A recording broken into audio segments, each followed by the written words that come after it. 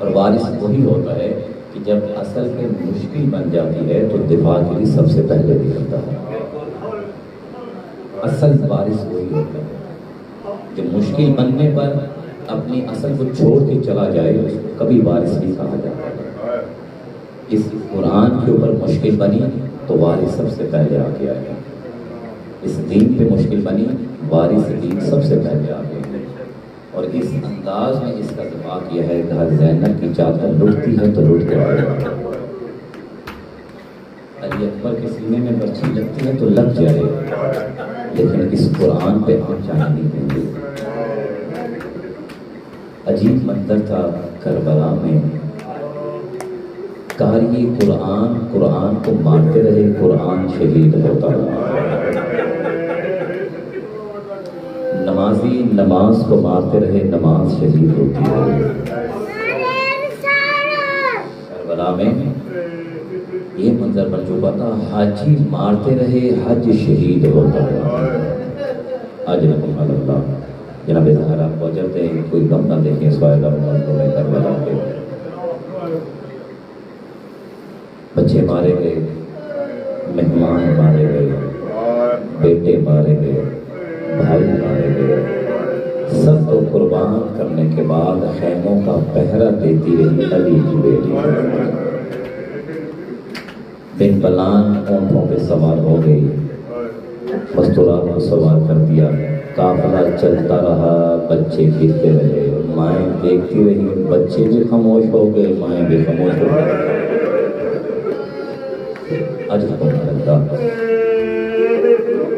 میں نے مقاتل کے جملے پڑھے ہیں کہ جب اہل بیت کا قافلہ چلا تھا نا تو اس وقت بی بی زینب امام سجاد کے پاس آئی. آپ کی کہا سجاد بھائی میں نے دیکھا ہے جن جانوروں پہ جن ناکوں پہ ہمیں سوار کرنا ہے یہ ناکائیں ایک دوسرے کے قریب منہ کر کے اپنی آواز میں کچھ باتیں کر رہی ہیں. بیٹا تو وقت کا امام ہے، بتائیے آپس میں کیا باتیں کر رہی ہیں. جیسے جملے کہے نا اجرکم اللہ. امام سجاد فرماتے ہیں پھوپھی اماں یہ جانور ایک دوسرے سے کہہ رہے ہیں خیال رکھنا آخری نبی کی ذریت میں تم پر سوار ہونا. اجرکم اللہ یا آخری نبی کی بیٹیوں نے تم پہ سوار ہونا ہے. کوشش کرنا تمہاری طرف سے انہیں کوئی تکلیف نہ ہونے پائے. بی بی نے جملے سنے، منہ کیا مدینہ کی طرف. نانا جانور آپ کی ذریت کا حیا کر رہے ہیں، مسلمان ہمیں مار رہے ہیں. قافلہ تیار ہو گیا، منزلیں طے ہونے لگی. مقاتل لکھتے ہیں کہ قافلہ چل رہا تھا. ایک راوی نے روایت کو نقل کی ہے، وہ کہتا ہے قافلے کے اوپر کچھ مستورات کو ایسے رکھا گیا تھا کہ منظر بدل چکا تھا.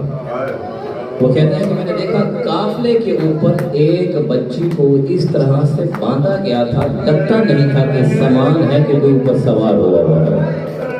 اور مقاتل نے نام لکھا ہے، کہا حسین کی سکینہ کو اس طرح سے رکھا گیا تھا معلوم نہیں ہوتا تھا سکینہ بیٹھی ہے کہ سامان کو باندھا گیا ہے.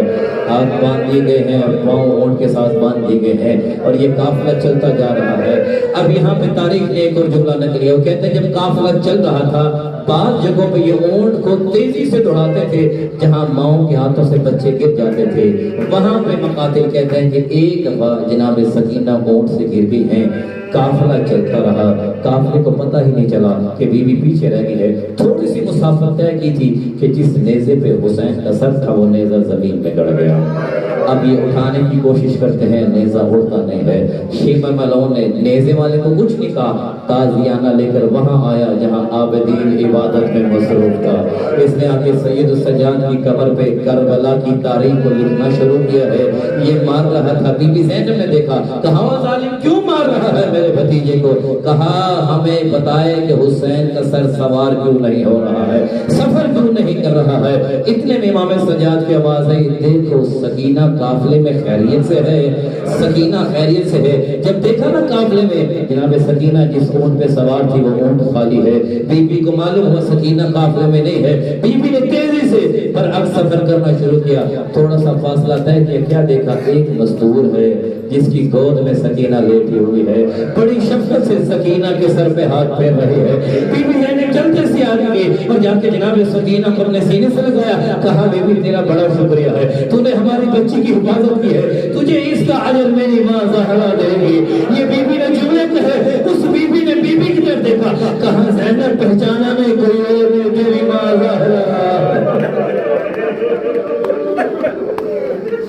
زینب میں نے بقیہ چھوڑا ہوا ہے، جب سے آپ مدینہ سے چلے ہیں میں سفروں میں تمہارے ساتھ سفر کر رہی ہوں۔ حضرت بی بی کو لیا گیا، یہ قافلہ آگے بڑھا، بس تو منزلیں مجھے پڑھنی ہے، یہ قافلہ آگے بڑھا۔ اب یہاں پہ مقاتل ایک اور منزل لکھی ہے، وہ کہتے ہیں قافلہ بڑھتے بڑھتے ایک ایسی بستی میں داخل ہوا جہاں سارے عیسائی رہتے تھے۔ انہوں نے کہا یہ اسلام سے دور ہے، ہم یہاں سے اپنی مرضی سے قافلہ لے کے چلیں گے۔ یہ بستی کے کچھ لوگ جنہوں نے اس پادری کے پاس بھی جو چرچ میں رہتا تھا اسے جا کے کہا اپنے پادری سے کہو ہم نے ایک جنگ فتح کی ہے، ہم اس قافلے کو یہاں جشن کی صورت میں لے کے جانا چاہتے ہیں، اس بازار کو سجایا جائے، یہاں کے لوگوں کو بلایا جائے، وہ ہمارا استقبال کرے، ہم فتح کا جشن مناتے ہوئے آگے بڑھیں گے۔ یہ جلدی سے گئے اس کے کچھ سپاہی اور جا کے پادری کے دروازے پہ دستک کی۔ جب پادری نے دروازہ کھولا، مقتل نے ایسے لکھا ہے کہ اس کی زلفیں بکھری ہوئی تھی، اس کی آنکھوں پہ آنسو تھے۔ جب اس کو لوگوں نے دیکھا نا کہ پادری کی حالت ہے، انہوں نے کہا پادری تجھے کیا ہوا؟ کہا تم مسئلہ پوچھو، کس لیے آئے ہو؟ کہا یہ شام سے فوجی ہیں اور انہیں جنگ میں فتح حاصل کی ہے، یہ چاہتے ہیں کہ ہم یہاں سے جشن مناتے ہوئے چلیں۔ پادری کہتا میں ایک دفعہ ان لوگوں کو دیکھنا چاہتا ہوں جن سے یہ فتح حاصل کر کے آ رہے ہیں۔ جب پادری آگے بڑھا نا، جا کے دیکھا خاندان عصمت کی مستورات کس عالم میں ہیں۔ یہاں مقاتل جملہ لکھا، وہ پادری کہتا ہے عجیب ہو، تم خیموں میں بیٹھ کے ٹھنڈے پانی پی رہے ہو، تمہارے قیدی دھوپ میں پیاسے بیٹھے ہوئے ہیں۔ ایسے تو کوئی جانوروں کو نہیں رکھتا ہے جیسے تم نے انسانوں کو رکھا ہوا ہے۔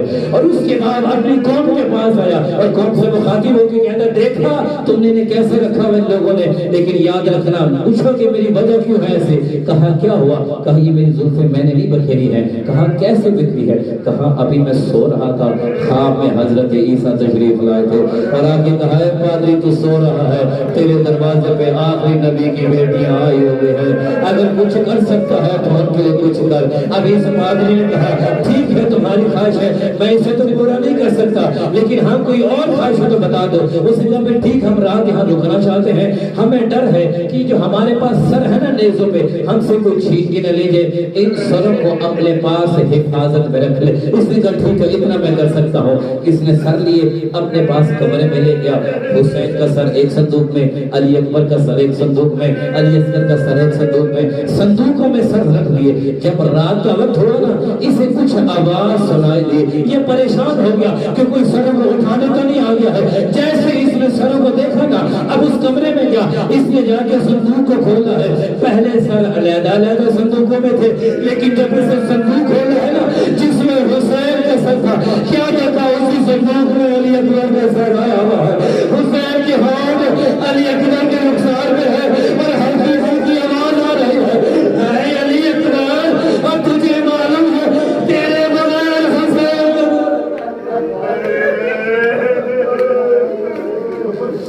اے علی اکبر تیرے بغیر حسین کا گزارا نہیں ہے، جب تک تو نظر نہیں آتا ہے حسین کو چین نہیں ہے، بس آخری منزل آگے بڑھ جاؤں گا۔ عزادارو یہ قافلہ آگے بڑھا، بڑھتا ہوا کوفہ کے بازار میں آیا ہے۔ جو زیارت کر کے آیا ہے نا، مسجد حنانہ جو مندر ہے، یہ وہ مقام ہے جہاں اہل بیت کی بہو بیٹیوں کو رونے کا موقع ملا ہے۔ کئی مرتبہ میں زیارت کر چکا ہوں، لیکن بس آخری جملے جب میں پچھلے دنوں زیارت کرنے کے لیے گیا نا، تو وہاں پہ ایک ایرانی ظاہر آیا ہوا تھا، وہ فارسی میں مرثیہ پڑھ رہا تھا۔ وہ مقام کون سا ہے سب جانتے، بس دو جملے۔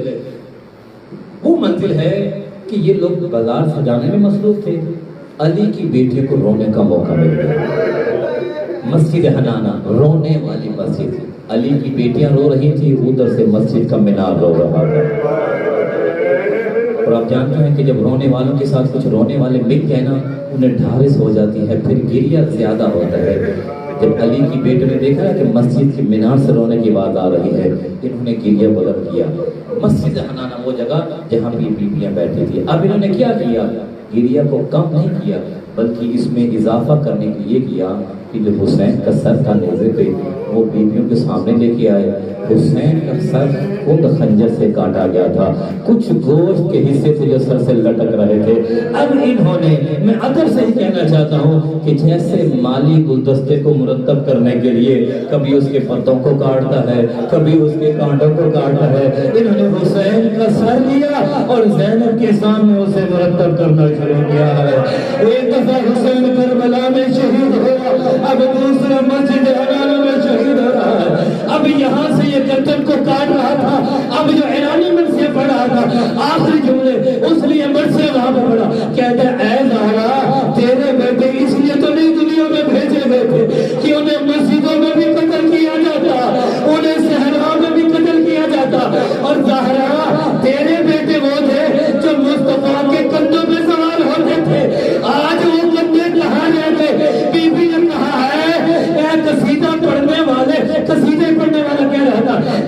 قصیدہ پڑھنے